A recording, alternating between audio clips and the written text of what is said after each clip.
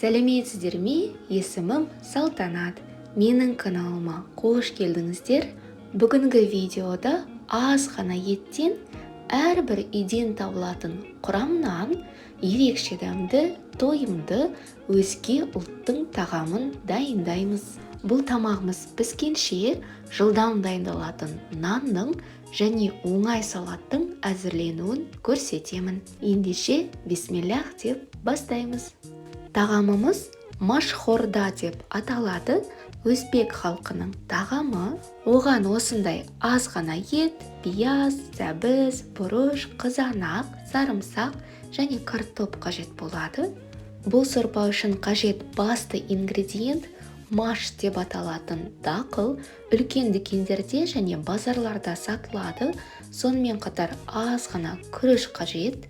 Етімізді орташа етіп, ал қалған көкөністердің барлығын 4 бұрышты етіп майдалап турап аламыз. Маш жылдамырақ пісу үшін үстіне жылы су құйып бұқтырып қоямыз. Қазанымызды отқа қойып қыздырамыз. Шамамен 50 мл сұйық май құямыз. Майымыз қызған соң пиязымызды салып, біртіндеп қуыра бастаймыз. Отымыз орташа, пиязымыз сәл ғана сарғайып қуырылған соң етімізді қосамыз. Орташа отта қызарғанша қуырамыз. Кейін үстінен сәбізімізді қосамыз. Мұқият араластырып, орташа отта 2-3 минут қуырамыз. Кейін үстінен майдалап туралған жартылай ащы бұрышымызды қосамыз. Тағы да 2-3 минут қуырамыз. Үстінен қызанағымызды қосамыз. Араластырып 2-3 минут қуырамыз. Дәміне қарай тұз қосамыз. Қызанақ пастасын қосамыз. Мұқият араластырамыз. Енді ең баяу отқа қойып, қазанымыздың бетін жауып, 15-20 минут бұқтырамыз. Майдалап туралған сарымсағымызды қосамыз. Тағы да 5 минуттай бұқтырамыз. Осы уақыт өткен соң машты қосып, үстінен қайнап тұрған ыстық су немесе салқын су құйсаңыз болады. Суымыз қайнаған соң баяу отқа қойып 30 минут шамасында пісіреміз. Осы уақытта маш және етіміз жартылай дайын болады. Енді үстіне күрішімізді қосамыз. Картобымызды қосамыз. Қатты отқа қойып, сорпамызды бір бүлк етіп қайнатып аламыз. Кейін баяу отқа қойып, картобымыз және де күрішіміз піскенше шамамен 25-30 минут пісіреміз. Тамағымыз піскенше нанымыздың қамырын илеп үлгереміз. Електен өткізілген ұн, жылы су қажет болады. Жылы суымызға тұз, ашытқыны қосып араластырамыз.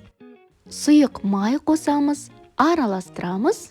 Толық рецепті, грамдарын, қажет ингредиенттердің мөлшерін видеоның астына жазып қалдырамын. Дайын сұйықтығымызды ұнымыздың үстінен құйып, қамыр илейміз.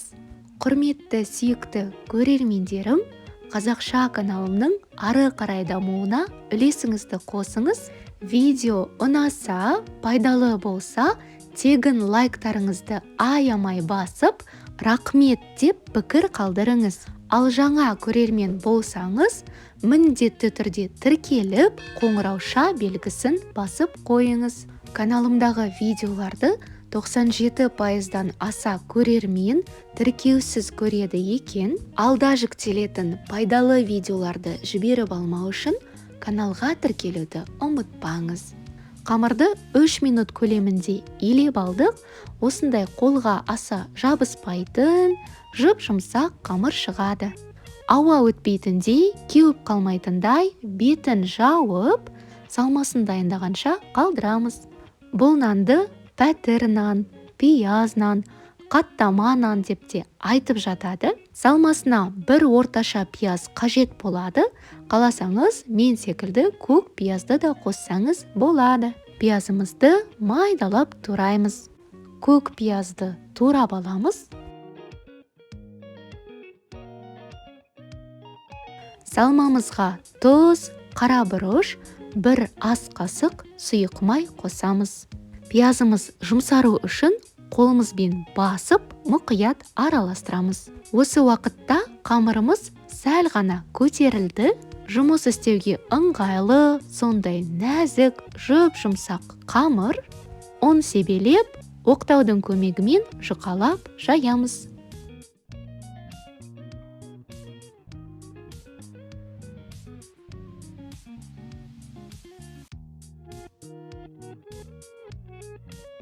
Салмамызды жайылған қамырымыздың барлық жеріне біркелкі етіп жайып, дөңгелек етіп ораймыз.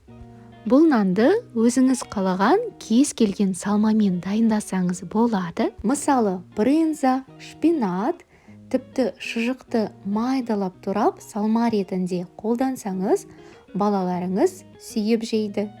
Артық ауасын шығару үшін ортасынан шетіне қарай осылай қолымызбен басып шығамыз, кейін ұлу секілді етіп ораймыз. Бетін жауып 10-15 минутқа қалдырамыз. Осы уақытта пешімізді 200 градусқа дейін қыздырамыз. Пешке салатын ыдысымызға қамырымызды орналастырамыз. Алақанымызбен басып, барынша жұқа етіп жаюға тырысамыз. Бұл нан жұқа болған сайын дәмді болады. Бала кезден осы нанды сүйіп жеймін. Менің анашым бұл нанды пәтір нан деп атайды. Ал сіз қалай атайсыз? Төмендегі пікір бөліміне жазып қалдырып кетіңіз, маған өте қызық. Жұмыртқаның бір сары уызына бір ас қасық сүт қосып, нанымыздың бетіне жағамыз. 200 градусқа дейін қыздырылған пеште 20-25 минутта пісіп шығады. Осы уақытта тағамымыз дайын болды. Құрамындағы маш, күріш, еті толықтай пісті. Негізі машқорда сорпасы осындай қоюлау болуы керек.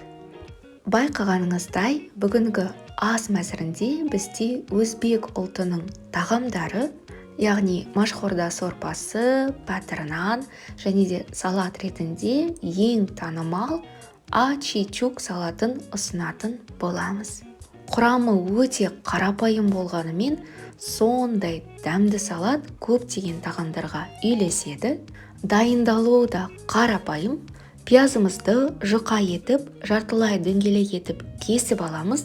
Жартылай ащы бұрышымызды ұзынша жұқа етіп тураймыз. Қызанақты да жартылай дөңгелек етіп, барынша жұқа етіп турауға тырысамыз. Құрметті сүйікті көрермендерім, каналыма қолдау білдіріп, міндетті түрде тегін лайктарыңызды басып, кез келген пікір қалдырыңыз.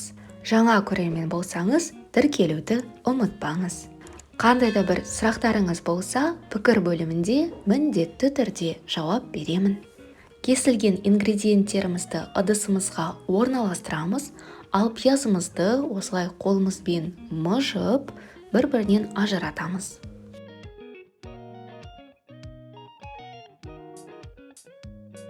Келесі кезекте көк пиязымызды турап аламыз. Қаласаңыз қоссаңыз болады, негізі міндетті емес. Дәміне қарай тұз қосып, мұқият араластырамыз. Салатымыз дайын болды. Осындай керемет дәмді дастархан шықты. Әдетте машқорда тағамын үй қатығымен, үй айранымен немесе қаймақпен ұсынып жатады.